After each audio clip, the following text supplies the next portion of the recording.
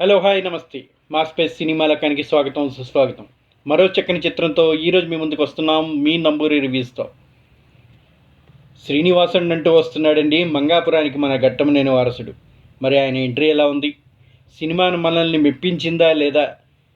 Super star నటకృష్ణ యొక్క వారసత్వాన్ని ముందుకు తీసుకెళ్ళగలిగాడా లేదా అనేది ఇప్పుడు చూసుకుందాం.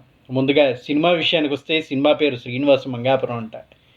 నటీనటులుగా ఘట్టమనేని జయకృష్ణ, రషా టడాని, మోహన్ బాబు, వికే నరేష్, కిక్ శ్యామ్, బ్రహ్మాజీ, అజయ్, వాసుకి తదితరులు నటించారు. చక్కని సంగీతంతో మన ముందుకు వచ్చారు జీవి ప్రకాష్ కుమార్. పి కిరణ్ నిర్మాణంలో, అజయ్ భూపతి రచనా దర్శకత్వంలో, చందమామ కథల సంస్థలో అశ్విని దత్ సమర్పణలో వచ్చినటువంటి ఈ చిత్రం మరి ఏ విధంగా మెప్పించింది అనేది ఇప్పుడు చూసుకుందాం. వెండితెరపైకి మరో వారసుడు వచ్చాడు. అతడే జయకృష్ణ ఘట్టమనేని.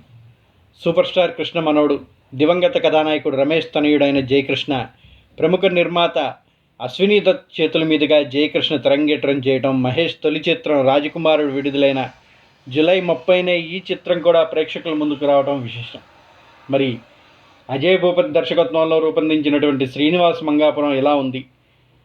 చక్కని ఎంట్రీ ఇచ్చి అద్భుతంగా మెప్పించాలని ప్రయత్నం చేసినటువంటి ఘట్టమనేని వారసుడి యొక్క కళ నిజమైందా లేదా అనేది ఇప్పుడు ఈ చిత్రం యొక్క కథ తెలుసుకొని నిర్ణయించుకునే ప్రయత్నం చేద్దాం. సినిమా మెప్పించిందా లేదా అనేది మీరు కూడా ఒక లుక్ ఎదురుగని. కథ విషయానికి వస్తే శ్రీనివాసుగా మన జయకృష్ణ ఘట్టమనేని తిరుపతిలో అడుగుపెట్టగానే మన రషా టడాని అంటే ఎవరనుకుంటున్నారండి? రవీనా టాండన్ యొక్క ముద్దుల కుమార్తె రషా టడాని చూసి ప్రేమలో పడతాడు. అయితే ఇలాంటి అమ్మాయి కాదు. తిరుపతినే గడగడలాడించే పెద్దారెడ్డి మన కేకే శ్యామ్ కూతురు. అంత పెద్దింటి అమ్మాయితో ప్రేమ అంటే వ్యవహారం మామూలుగా ఉంటుందా? అదేది లెక్క చేయకుండా మంగ వెనకాలే తిరుగుతుంటాడు మన శ్రీనివాస్. త్వరగానే ఆ ఇద్దరు స్నేహితులవుతారు. ఇక ప్రేమలో పడటమే ఆలస్యం అనుకునే లోపు అనూహ్యమైన ఓ మలుపు. శ్రీను మాత్రం మంగ తనదే అంటాడు. ఇంతకీ శ్రీనుని మంగ ప్రేమించిందా లేదా? అసలు శ్రీను తిరుపతికి ఎందుకు వచ్చాడు? తన గతమేంటి? శ్రీను వెంకటప్పయ్య నాయుడు మన మోహన్ బాబు మధ్య సంబంధం ఏమిటి? తదితర విషయాలన్నీ తెరపై చూసి తెలుసుకోవాలంటున్నాడండి మన అజయ్ భూపతి. మరి ఈ చిత్రం ఎలా సాగింది? ఏ విధమైన మలుపులు తీసుకుంది? మన శ్రీను మంగ యొక్క కలయిక ఏ విధంగా సాగింది అనేది ఇప్పుడు తెలుసుకుందాం. చాలా ప్రేమ కథల్లో చూసిన కథే ఇందులో కూడా. ఆ మాటకొస్తే ఊహకందని రీతిలో సాగే ప్రేమ కథలు చాలా అరుదు. దాంతో కథల కంటే కూడా నేపథ్యం, సన్నివేశాలు, ప్రేమ జంట కనిపించే తీరు, వాళ్ళ మధ్య కెమిస్ట్రీ, పాటల్లోని కొత్తదనాన్ని వెతుక్కుంటూ ఉంటారు ప్రేక్షకులు. ఇక ఏ కథకైనా సరే భావోద్వేగాలు ముఖ్యం. ఇందులో దర్శకుడు ఆ విషయాలపైనే ప్రధానంగా దృష్టి పెట్టాడు. అందులో నాయకుల జోడీ తిరుపతి నేపథ్యం అనగానే అందున ఘట్టమనేని వారసుడు అటు రవీనా టాండన్ కూతురు అంటే హైప్ ఎక్కువగానే ఉంటుంది కదండి. మరి అది ఏ విధంగా ఉంది? ఈ సినిమా కాస్త కొత్తదనాన్ని తీసుకొచ్చిందా లేదా అనేది ఇప్పుడు చూద్దాం. ఈ సినిమాకి కాస్త కొత్తదనాన్ని తీసుకొచ్చే, అయితే భావోద్వేగాలు ఆశించిన స్థాయిలో పండలేదు అని చెప్తూ ఉన్నారు. నాయకుల మధ్య ప్రేమ సన్నివేశాలతో పాటు ప్రథమార్థం దాదాపుగా ఓ ఫార్ములా ప్రకారమే సాగింది. అమ్మాయిని చూడటం, ఆ తర్వాత ఓ పాట రావటం, ఆమెను పలకరించడం, ఆ తర్వాత ఓ పాటకు ఆడుకోవడం, మధ్యలో ఓ ఫైట్. అచ్చంగా అంతే. మంగనాదే అంటూ హీరో అనటం చూసి ఓ దశలో ఏమాత్రం పరిణితి లేని ప్రేమ కథ అని కూడా అనిపిస్తుంది. అలాగే ఉండాలండి, ఇప్పుడే ఎంట్రీ ఇచ్చిన వాళ్ళు కదా.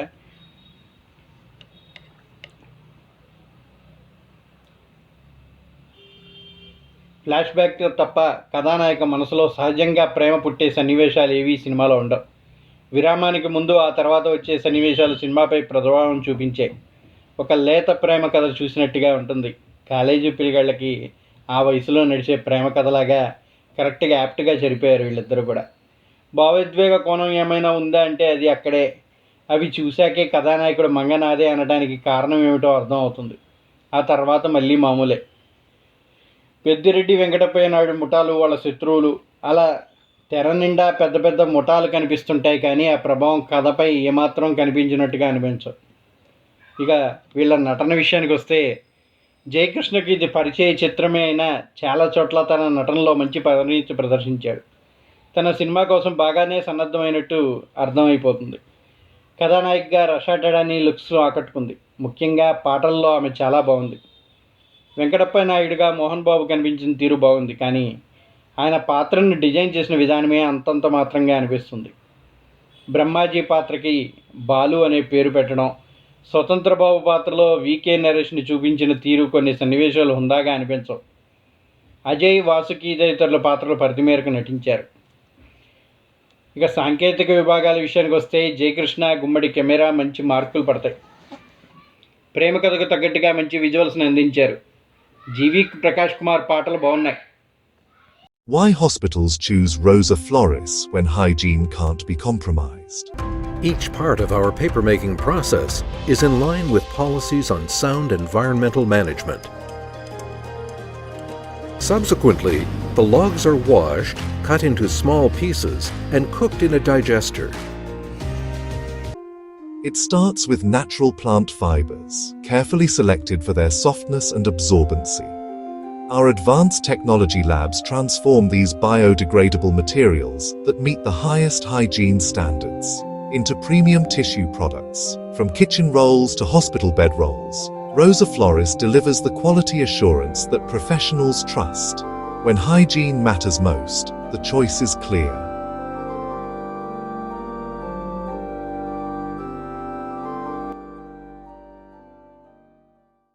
ఇక సాంకేతిక విభాగాన్ని విషయానికి వస్తే జయకృష్ణ గుమ్మడి కెమెరా మంచి మార్కులు పడతాయి. ప్రేమ కథకి తగ్గట్టుగా మంచి విజువల్స్ని అయితే అందించాడు. ఇక జీవి ప్రకాష్ కుమార్ పాటలు చాలా బాగున్నాయి. నేపథ్య సంగీతంలో కూడా తన ప్రభావాన్ని చూపించాడు. మిగిలిన విభాగాలు కొంచెం పర్వాలేదనిపించిన దర్శకుడు అజయ్ భూపతి కథలో పాత్రలు ఆయన సినిమాలోని సాంకేతిక హంగులు బలమైన ప్రభావం చూపిస్తాయంటారు అందరూ. కానీ ఈ సినిమాలో పెద్దగా కనిపించకపోవటమే పెద్ద లోపంగా ఉంది. రచనలో బలం లేకపోవడం సినిమాకి మైనస్సే. నాయకుల యొక్క పాత్రలో ఫ్లాష్ బ్యాక్ సన్నివేశాల కోసమే ఈ సినిమాని చూడాలి తప్ప ఊహకందేలా కథనం ఉండటం, కొత్తదనం లేని సన్నివేశాల వల్ల పెద్ద లోటే అని చెప్పచ్చు. సూపర్ స్టార్ కృష్ణ మనోడు మహేష్ బాబు సోదరుడి కుమారుడు జయకృష్ణ హీరో అనగానే చాలా హైప్తో వచ్చినటువంటి ప్రేక్షకులకి రవీనా టండన్ కుమార్తె రషా టడాని కూడా ఆ హైప్కి జోడించింది. సీనియర్ నిర్మాత అశ్విని దత్ సమర్పణలో వచ్చినటువంటి ఈ సినిమాకి మరో మెట్టు ఎక్కించింది. సినిమాలో కథలో విషయానికి వెళ్తే మాత్రం తమ పాపాలని తొలగించుకోవడానికి అందరూ తిరుపతికి వస్తూ ఉంటారు. కానీ చిత్రంగా తిరుపతిలోనే కొందరు పాపాత్ములు ఉంటారు. అలాంటి వాడే పెద్దిరెడ్డి. అతని కూతురే మంగ, మన హీరోయిన్ రషా టడాని. కాలేజీల్లో జరిగిన గొడవలతో ఊరు వదిలి తిరుపతి వచ్చేసిన శ్రీను మన జయకృష్ణ తొలిచూపులోనే మంగతో ప్రేమలో పడతాడు.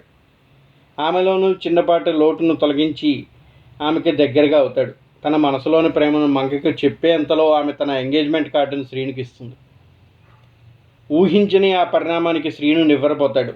అక్కడి నుంచే అసలు కథ మొదలవుతుంది. 600 మంగ నాదే అని శ్రీను గట్టిగా చెబుతాడు. ఎలాగైనా ఆమెని తనదానిగా చేసుకుంటానని శపథం చేస్తాడు. శ్రీను ధీమాకి కారణం ఏంటి? అసలు అతను తిరుపతి ఎందుకు వచ్చాడు? తనను చంపాలనుకున్న పెద్దిరెడ్డి తమ్ముడు ప్రాణాలని శ్రీను ఎందుకు కాపాడాడు? శ్రీను వెనుకున్న అసలు వ్యక్తులు ఎవరు? నిశ్చయార్థం జరుపుకున్న మంగాని శ్రీను వివాహం చేసుకోగలిగాడా లేదా అనేది అసలు కథగా చెప్తూ తీసుకొచ్చాడు దర్శకుడు. గతాన్ని మర్చిపోయిన హీరోయిన్లు కథలు తెలుగులో చాలానే వచ్చాయి. తమ ప్రేమను మర్చిపోయిన ఆమెకు గతాన్ని గుర్తు చేసి హీరో తన దానిని చేసుకోవటం ఎన్నో సినిమాల్లో చూసాం. సింపుల్గా చెప్పుకోవాలంటే ఇది కూడా ఆ కోవకి చెందిన కథే. దర్శకుడు అజయ్ భూపతి కాస్తంత భిన్నమైన స్క్రీన్ ప్లేతో ప్రజెంట్ చేశాడంతే. కానీ ప్రతి సన్నివేశం గతంలో మనం ఏదో ఒక సినిమాలో చూసిన భావనే కలుగుతుంది. హీరోయిన్ని సేవ్ చేసే సన్నివేశం పోకిరిలోని గోల్కొండ ఫోర్ట్ యాక్షన్ సీన్ని గుర్తు చేస్తుంది. హీరో ఇంట్రడక్షన్ సీన్ ఆసక్తికరంగా ఉంది. అలానే హీరోయిన్ మనసు దోచుకునే క్రమంలో హీరో పడే తపన కూడా బాగానే ఉంది. కాకపోతే ద్వితీయార్థంలో హీరోయిన్ గతాన్ని రివీల్ చేసిన విధానం, హీరో నేపథ్యం అవన్నీ పరమ రొటీన్గా ఉన్నాయి. ఎక్కడా బోర్ కట్టకుండా కథను చకచకా నడిపేశాడు దర్శకుడు. అయితే ద్వితీయార్థంలో ఎంటర్ అయ్యే పాత్రలు సరైన ప్రాధాన్యాన్ని ఇవ్వలేకపోయాడని చెప్పాలి. మోహన్ బాబు ఇందులో వీళ్ళు చాలా కీలకమైన పాత్ర అనే భావన ప్రచార సమయంలో కల్పించారు. కానీ సినిమాలో చూస్తే అది చాలా లోటుగా అనిపించింది. ఆయన హీరో తాతయ్యగా కాస్తంత పవర్ఫుల్ క్యారెక్టర్గా చేశారు అంతే. మోహన్ బాబు పోషించిన వెంకటప్ప నాయుడు పాత్రకి అతను తమ్ముళ్ళు కొడుకుల మధ్య వైరానికి బలమైన కారణమే చూపలేదు. దాంతో ఆ పాత్రలు వాటి మధ్య ప్రగతి పగ ప్రతీకారాలు మరీ తెచ్చిపెట్టినట్టుగా ఉండిపోతాయి. దాని బదులుగా తమిళనాడు నుంచి తిరుపతి వచ్చి స్థిరపడిన నారాయణప్ప మన వడ్లమని శ్రీనివాస్ పాత్రను బాగా రాసుకొని ఎలివేట్ చేసి ఉంటే బాగుండేది. బలమైన విలనీ లేకపోవడం ఈ సినిమాకి పెద్ద మైనస్ అయిపోయింది. నటీనటుల విషయానికి వస్తే తొలి చిత్రమే అయినా జయకృష్ణ పర్వాలేదనిపించే విధంగా తన నటనని చూపించాడు. మరో 2-3 సినిమాలు చేస్తే రాటుదేలి చక్కని హీరో అయ్యే అవకాశం అయితే కనిపిస్తుంది. డ్యాన్సులు పెద్దంతగా చేయలేదు కానీ ఫైట్స్ మాత్రం బాగానే చేశాడు. డైలాగ్ డెలివరీ కూడా పర్వాలేదనిపించాడు. కళ్ళు చిన్నగా ఉండటమే కాస్తంత మైనస్. జయకృష్ణ సరసన రషాటడానికి బాగానే ఉంది. ఇక హీరోయిన్ల గురించే ఈ సినిమా చూడాలని చెప్పచ్చు. మోహన్ బాబు తన పాత్ర పరిధి మేరకు చేసినా సరైన బలమైన పాత్ర రాయలేకపోవడం దర్శకుడి యొక్క లోపం. నరేష్ బ్రహ్మాజీలతో అక్కడక్కడ కొన్ని కామెడీస్ డైలాగ్స్ చెప్పించారు కానీ అవేవీ పెద్దగా వర్కౌట్ అయినట్టుగా కనిపించలేదు. ఇక కిక్ శ్యామ్, వాసుకి, శ్రీతేజ, వడ్లమరి శ్రీనివాస్, అజయ్ ఇతర ప్రధాన పాత్రల్లో పోషించారు.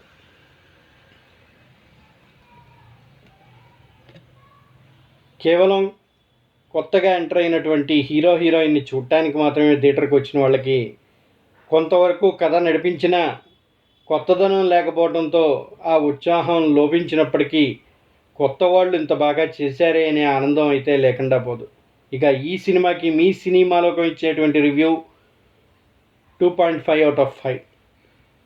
సినిమా అంతగా మెప్పించుకున్న కొత్త వాళ్ళైనా కూడా ఆ మాత్రం ఎంటర్టైన్ చేశారు కాబట్టి ఆ 2.5 అనేది పర్వాలేదనిపిస్తుంది. మరి మా ఈ రివ్యూ మీకు నచ్చినట్టయితే మర్చిపోకుండా ఒక లైక్ని తెలియచేయండి. అలాగే ఈ సినిమా మీకు ఎలా అనిపించిందో మర్చిపోకుండా కామెంట్ బాక్స్లో రివ్యూని తెలియచేయండి. That's all for now. మరో చక్కని చిత్రంతో మళ్ళీ కలుద్దాం. అప్పటిదాకా సీ యూ, బై బై, జై హింద్, జై భారత్. ఇప్పటివరకు మా రివ్యూ చూసినటువంటి మీరందరూ కూడా మర్చిపోకుండా సబ్స్క్రైబ్ చేయండి. సబ్స్క్రైబ్ చేసుకునే వాళ్ళు ఎవరైనా ఉండుంటే దయచేసి ఆ సబ్స్క్రైబ్ బటన్ నొక్కండి. అలాగే మమ్మల్ని ఎంకరేజ్ చేసి మరిన్ని చిత్రాలని మీ ముందుకు తీసుకొచ్చే విధంగా ప్రోత్సహించాలని కోరుకుంటున్నాం. అలాగే మీ స్నేహితులు, సన్నిహితులు, బంధువులు, మిత్రులకి మా స్పేస్ సినిమాలకం ఛానల్ని షేర్ చేయండి. Don't forget to subscribe. That's all for now. మళ్ళీ కలుద్దాం.